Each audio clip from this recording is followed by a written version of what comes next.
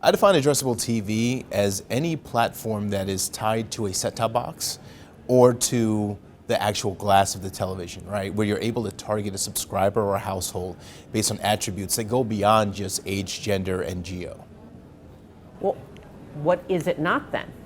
It's not data-driven linear, right? Which is a great advent and a great new tool that allows advertisers to look at more probabilistic outcomes, and they're able to target likely audiences based on previous patterns of behavior or viewership.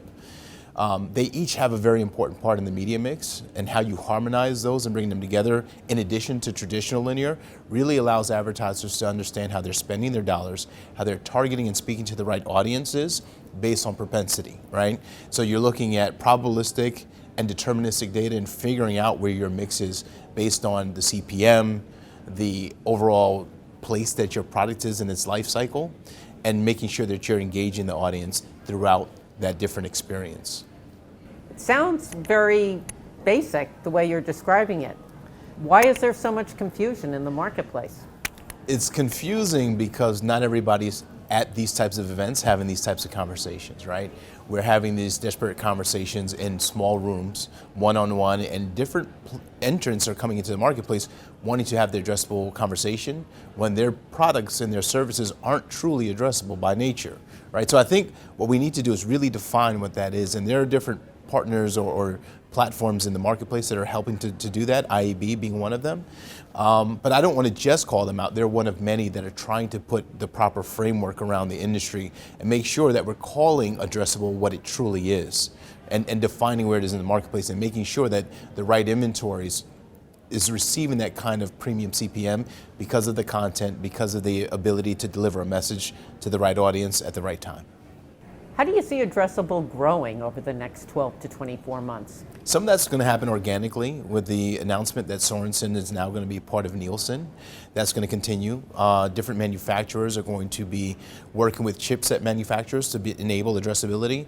And entrants like Comcast are starting to work with their content creation divisions to see how they're delivering their messages, right? But then you have the old guard who have been at this for a long time, both evangelizing and educating the marketplace. Dish really holds a very important place in that market. We have been at this for 7 years. Right?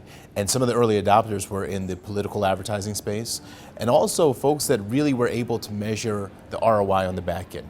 I look to the insurance category, if you will, the auto category, folks that have a lot of in-house and first-party data, and they're deploying that on the front end of the campaign to identify the households that they want to deliver, and they have close working relationships with their data partners so that when they bring us into the mix, it's really a three-pronged approach where we're looking at first-party data, third-party data, and we're making sure that we identify the right audience on the front end of the campaign, and on the back end having a very real conversation about the behavior, the execution of the campaign, and whether or not we hit those KPIs, and how we can use the data of the back end measurement to fine tune and make sure that we enhance and improve the experience the next time that we engage that advertiser in a campaign.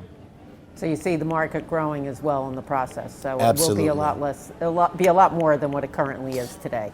There's an absolute ability to prove the efficacy of the platforms, right? Addressable works, we know that. We've done thousands of campaigns to date, and I can't say there's been one campaign where we didn't get a learning. If we set out to drive website traffic, did we do that and how? And how do we do that against a holdout group? How do we do that against your national campaign that ran at the same time? And we can look at that sales lift within our ecosystem and against the national audience. Sometimes we set out to drive sales, and or drive new business, but we're driving the overall transaction of each existing customer, right? There's learnings there as well. So having this back-end measurement and being able to share that data with the advertiser and with the data vendors, and being able to tell the story, that's the business we're really in, right, is storytelling. Both being honest about what our products and services do and where we fit into the ecosystem, but delivering the expectations on the back end and then having very real conversations about how we perform against that.